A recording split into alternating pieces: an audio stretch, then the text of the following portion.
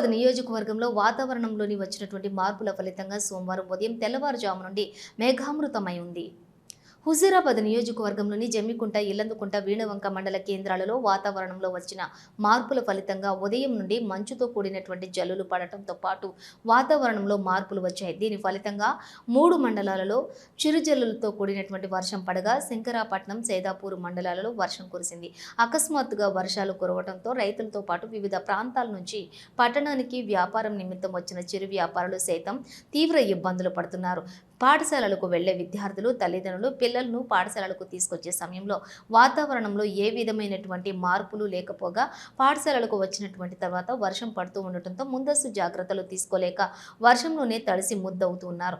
జమ్మికుంట వ్యవసాయ మార్కెట్కు తీసుకొని వచ్చిన పత్తి సైతం వర్షంలోనే తడిసి ముద్దవుతూ ఉండటంతో రైతన్నలు ఆవేదన వ్యక్తం చేస్తున్నారు.